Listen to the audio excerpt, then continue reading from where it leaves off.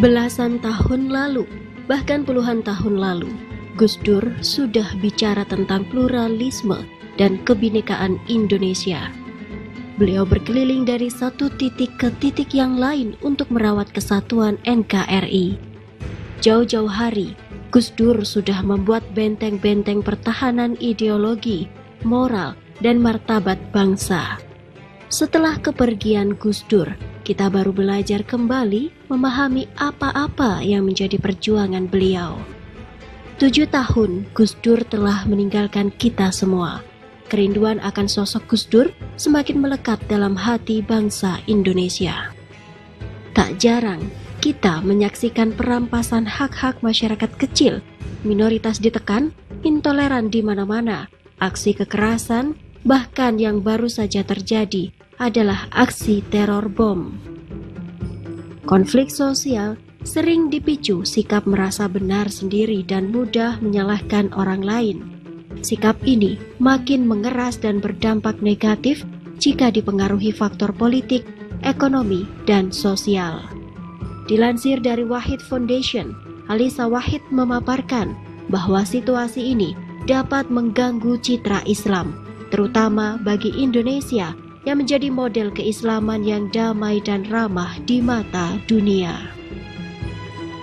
Negara-negara barat yang saat ini mengalami Islamofobia, ketakutan dan kecurigaan terhadap Islam kini meningkat akibat maraknya kekerasan dan terorisme. Sepanjang hidup, Gus Dur dikenal sebagai tokoh yang melanjutkan tradisi para ulama pendahulunya, yang menghadirkan Islam yang ramah dan damai, membela kepentingan kaum yang lemah, dan dapat beradaptasi serta menerima budaya lokal. Gus Dur berusaha untuk menyapa dan merangkul semua kelompok. Beliau meyakinkan bahwa keislaman dapat bersanding dengan nilai-nilai kebangsaan dan demokrasi, menjunjung tinggi penghormatan hak asasi, menghargai perbedaan, serta mengutamakan persatuan dan persaudaraan. Nilai dan prinsip itu pula yang terus diperjuangkan saat beliau menjadi Presiden RI keempat. Sementara itu, Inayah Wahid mengungkapkan, pluralisme hanyalah bagian terkecil dari Gus Dur. Ide terbesar dari Gus Dur adalah humanisme. Di makamnya, beliau tidak mengharapkan ditulis seorang pluralis, tetapi seorang humanis. Menurut Inayah, menjadi seorang humanis juga menyertakan pluralisme di dalamnya. Semua bermuara pada kesejahteraan di sekitarnya. Hal tersebut adalah perwujudan utama dari rahmatan lil alamin.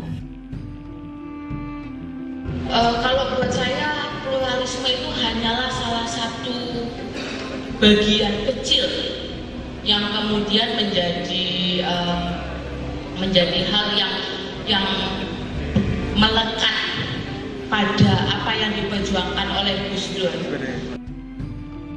Gus Dur adalah sosok yang tawaduk kepada ulama walaupun berbeda pandangan. Baginya, bangsa ini adalah keluarga besar.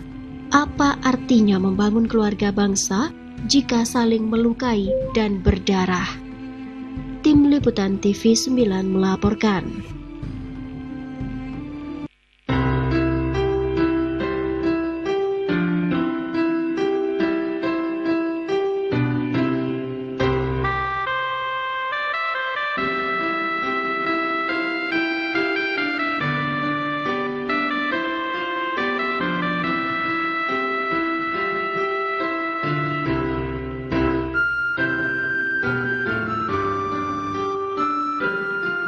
Ketua PBNU 3 periode 1984 hingga 1999, Kiai Haji Abdurrahman Wahid yang juga Presiden RI 1999 hingga 2002 adalah tokoh pesantren yang telah memberikan sumbangan besar bagi kemajuan masyarakat Indonesia, khususnya dalam masa transisi dari otoritarianisme menuju demokrasi substantif.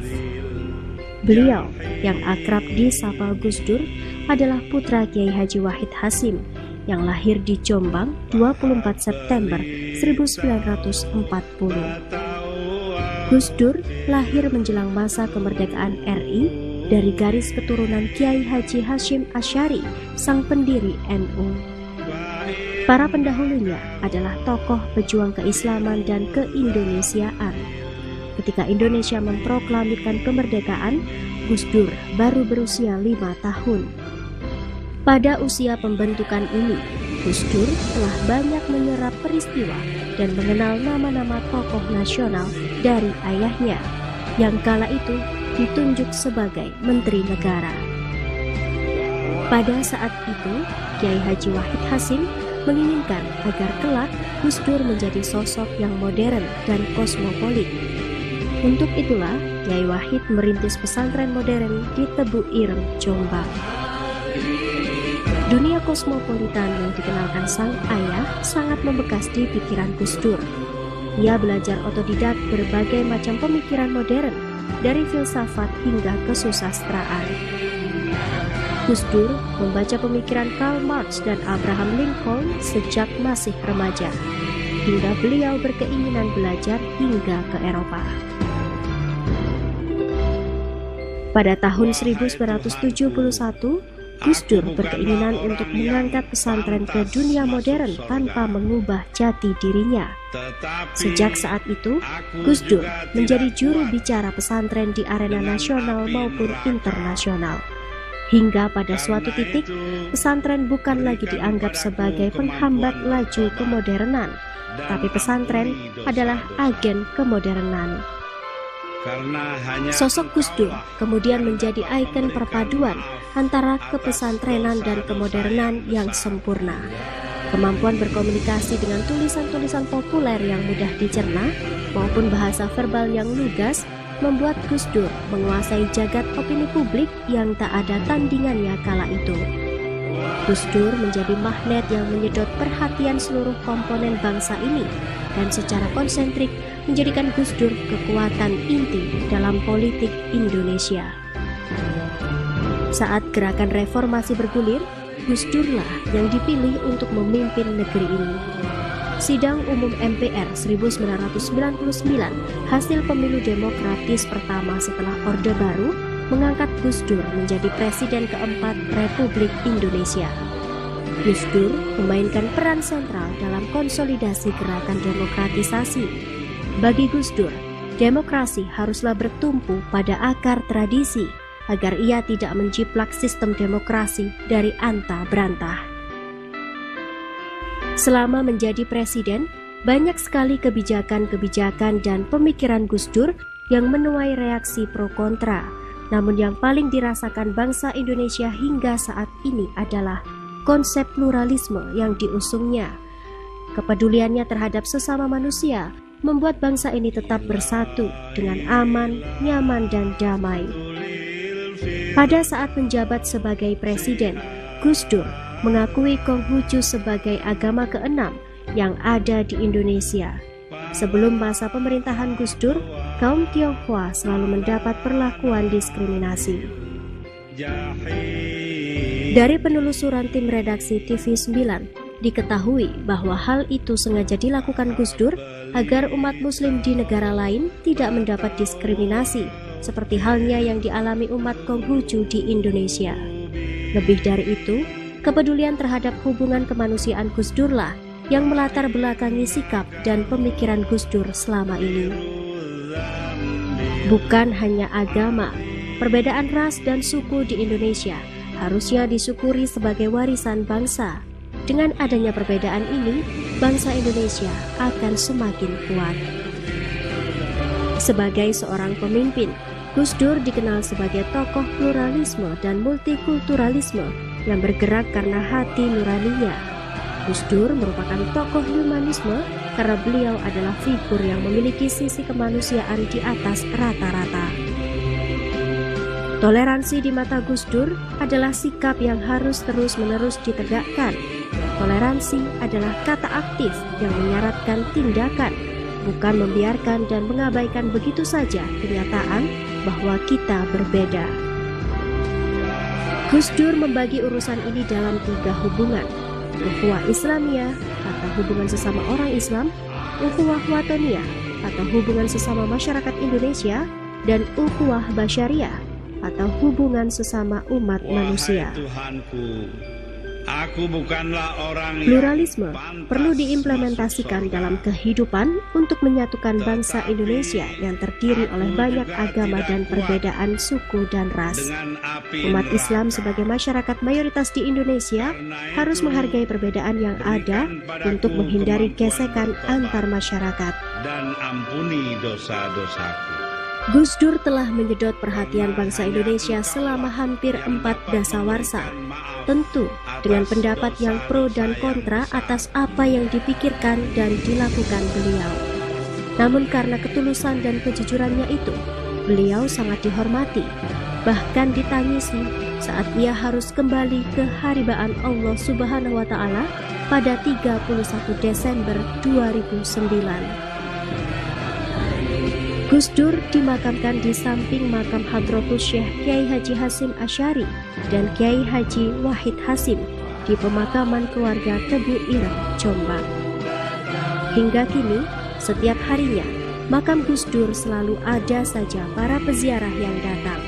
Ini adalah bukti bahwa masyarakat kehilangan sekaligus rindu pada pemimpin yang tulus, jujur, dan sederhana.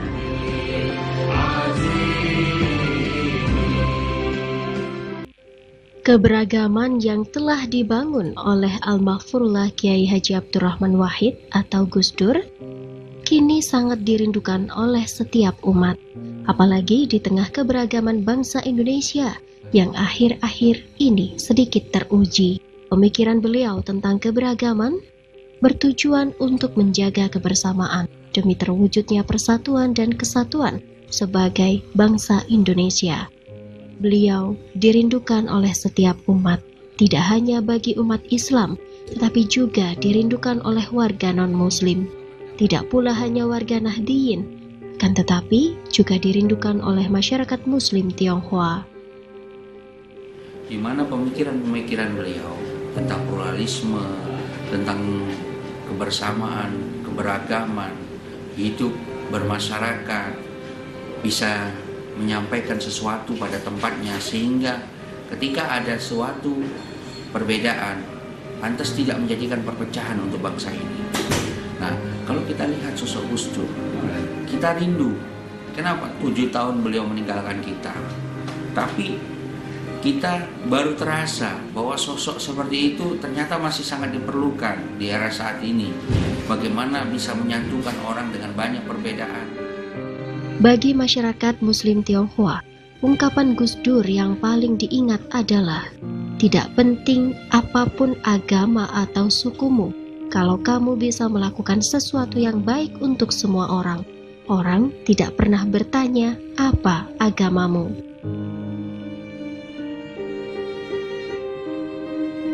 Ungkapan tersebut kemudian oleh masyarakat Muslim Tionghoa direalisasikan dalam kehidupan sehari-hari untuk berbuat baik kepada semua umat beragama. Gus Dur saya pernah mendengar kata-kata Gus Dur, kamu berbuat baik, orang itu tidak tanya agamamu apa, orang itu tidak tanya sukumu apa, tapi orang itu akan menilai kebaikanmu. Nah, mudah-mudahan kita bisa mengingat kata-kata itu sehingga bisa tertanam di hati kita, jadi mengembangkan apa yang telah dilakukan. Hingga saat ini, pemikiran Gus Dur tentang keberagaman dalam berbangsa dan bernegara diterapkan oleh masyarakat Muslim Tionghoa dengan berdirinya Masjid Cheng Ho sebagai simbol keberagaman antar umat beragama. Dari Surabaya, Jawa Timur, Ali Husnan melaporkan.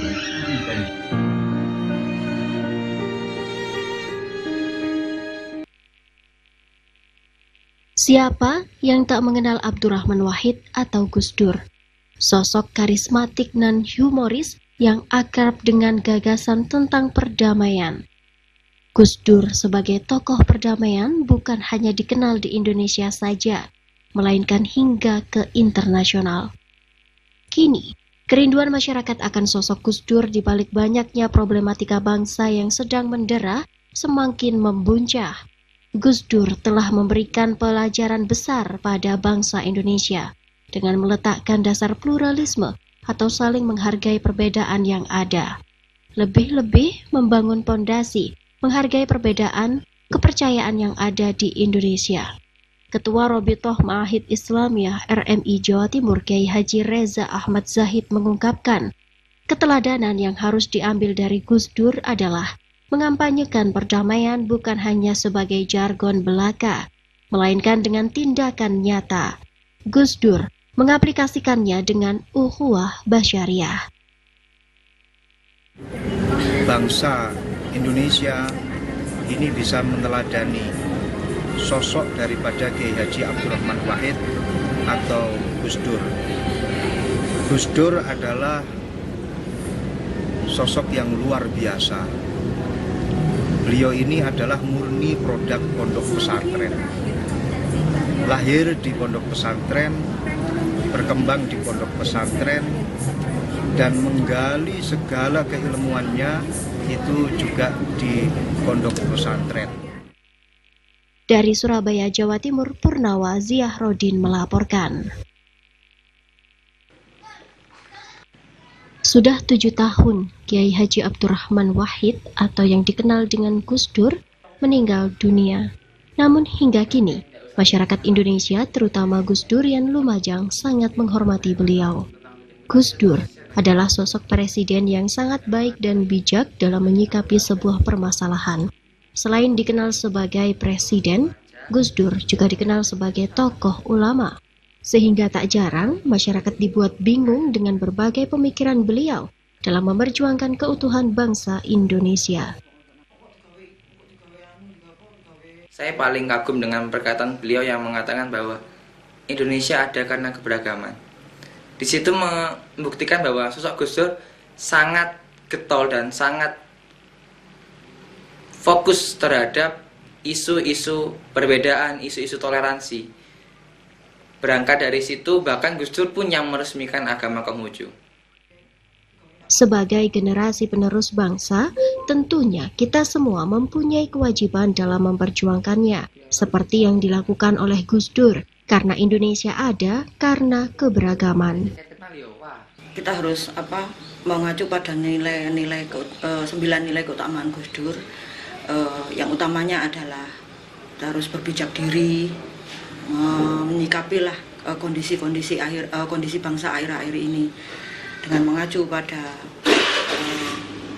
nilai kemanusiaan, nilai keadilan sebagai tonggak persatuan bangsa dan negara. Dari Lumajang, Jawa Timur, Ardianto melaporkan.